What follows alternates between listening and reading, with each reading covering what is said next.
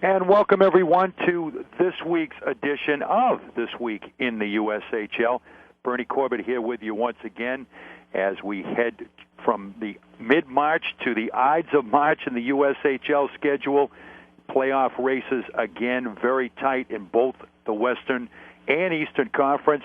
And pleased to have a couple of current players join us on this week's edition, somewhat abbreviated edition nonetheless.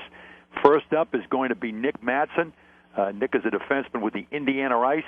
He is a Minnesotan. In his second USHL season has had an outstanding year offensively, among the top defensemen in the USHL, currently tied for second among all defensemen with 31 points in 48 games, first in assists, second overall with an outstanding plus 31 rating in the plus-minus category. His teammate Blake Coleman is first overall with a plus 43. And has been named a USHL All-Star for the second straight season. Recently played in his 100th USHL game, and very pleased to have Nick Mattson on the line to join us. Nick, welcome to the program. Thank you very much. Thanks for having me. Nick, the Indiana team has been on a pretty good run. It's always good for me to talk to a guy who's on a team that's on a roll. I hope it rubs off a little bit. And your Indiana Ice had an outstanding week.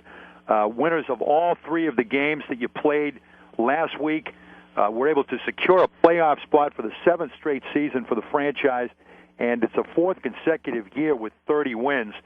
You've been a member of a program that is among the elite in the USHL, and certainly has, I'm sure, helped you in your development and looking ahead to the college game to play with the Indiana program. Yeah, definitely. I think that all starts from our owner, Paul Scott. I think he's the kind of guy that doesn't accept anything else than people's best. So I think every time you come to the rink that you can definitely tell that's kind of the environment we have going in Indiana. So it's been a lot of fun for sure. I mean, all the way from Paul Scott down to the rest of our staff, it's been a really good attitude. And yeah, every day going to the rink is awesome. Well, you mentioned Paul Scott, and that's a popular name in Indiana in hockey circles. We had an opportunity to talk to Charlie Scott earlier in the year. He is the head coach of the Indiana Ice this season. Last year, he had an opportunity to play for Jeff Blashill, who's moved on to the college ranks with Western Michigan. What about the transition in coaching from Jeff Blashill to Charlie Scott this season? It seems like the franchise really has not broken stride. Yeah, not at all. I mean, it's kind of funny because you really couldn't have two more polar opposite type coaches when it comes to personalities. Blash was an awesome coach, but he was pretty demanding and very technical. And then we switched over to Charlie, who's he's a player's coach. The definition of a player's coach, he sees everything through his player's perspective. So it was definitely kind of hard to get used to, I think, at the beginning of the year. But once that transition came into play, it's just been a blast. And I think this year's probably been the most fun I've had playing hockey in a long time. He's been awesome. Well, a lot of fun, and it's a lot of fun when you're surrounded by great talent. And you have a top line of Blake Coleman, Daniel Tarasov, and Brian Ferlin, and they just happen to be 1, 2, and 3 in the USHL scoring. That's going to take a little pressure off of you, number one, at the blue line, but also, two, allow you the opportunity to jump into the play and collect some of the offensive numbers that you put together. Yeah, definitely. I mean, they're obviously having a pretty good year for sure, and it's been fun to watch. And I think the thing that they're so good at is they're really good at controlling the puck down low and cycling. So especially when they get kind of that game going, then as a defenseman, you can jump in from the point a little bit, or even just pass it up to them while they get a nice line rush going. So it's definitely not too fun going against them in practice every day, but it pays off and you get to watch them on the weekend. So they've been awesome for us all year. Well, that's going to be a good challenge for you in practice to be able to compete with them on a daily basis. And one of the key components for Indiana's success this season, recently wrapping up a playoff spot in the very tightly contested Western Conference. We've talked about, in the tightly contested Eastern Conference that we've talked about all season, with Indiana making a move on Cedar Rapids. Green Bay has been ensconced in first place. But you guys have really made your living with special teams. Your power play numbers have been outstanding. Just to talk a little bit about the power play success and what some of the elements have been to make it as prolific as it's been this year.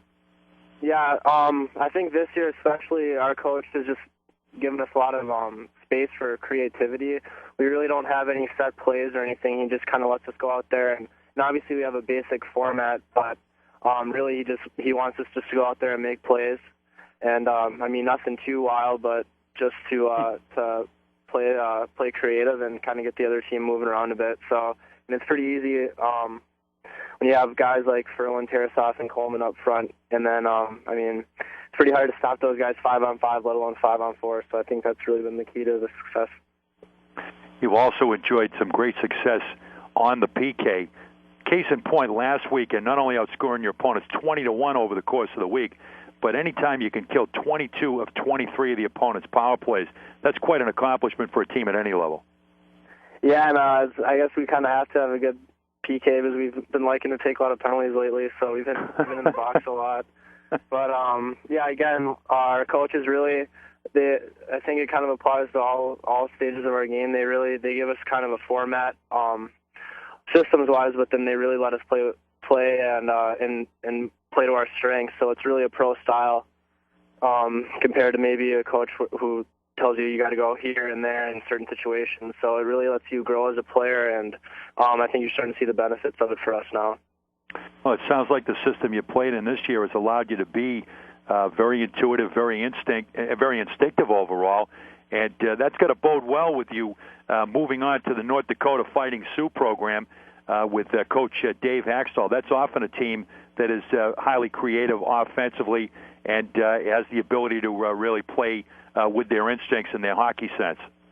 Yeah, definitely. I think it's been fun for me. I think that helps my style of play a lot for sure. So, and looking forward to next year. I think this year's been a really big step for me personally, and I'm really looking forward to next year for sure.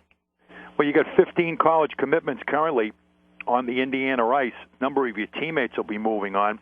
The one school that seems to be the most popular is Miami. You've got 3 of your teammates headed to Miami. That must be a little bit of a point of contention. That's a team that you might see potentially down the road in national tournaments coming into your college career. Yeah, definitely. We like to give those guys a hard time all the time. They're always wearing their Miami sweatshirts, Miami hats for the rink, so we like to give them a hard time. But yeah, they have a good team, and I think Blashill, who was their coach last year, used to coach at Miami. So right. When he came here, that kind of established a pipeline a little bit, and it was like that last year too. We had a lot of commitments there. So yeah, it's probably nice for their program to have a nice feeder system right from the ice. It worked out really well for them.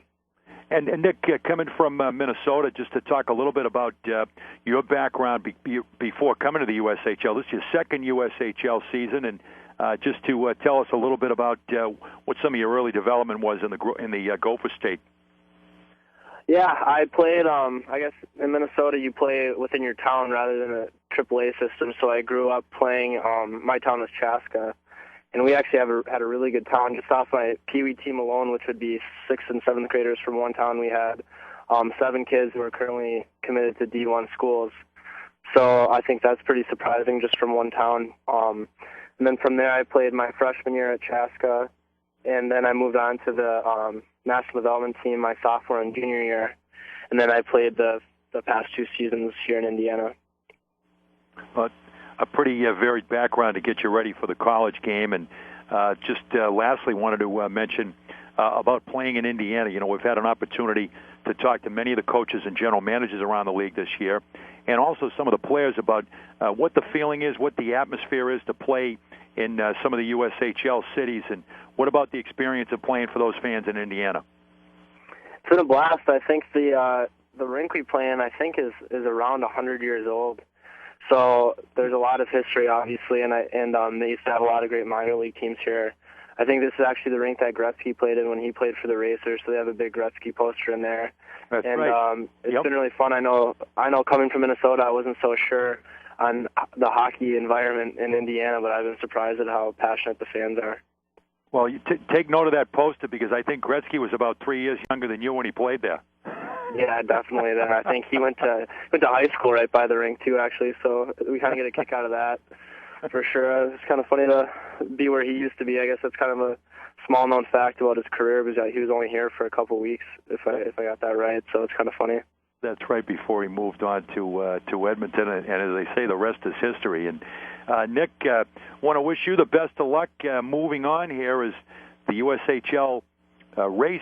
You guys have already solidified a playoff position, but the race for playoff positioning will continue on in the Eastern Conference and down the road. And hope for a long run for you in the Indiana Ice. Best of luck here as you look toward the playoffs in the second season. Not too far away at this point. Yeah, it's exciting. We're ramping up for him. So thanks a lot for having me. It was fun. Nick Mattson, defenseman from the Indiana Ice in his second season in the USHL, the native of Chanhassen, Minnesota, our guest on This Week in the USHL.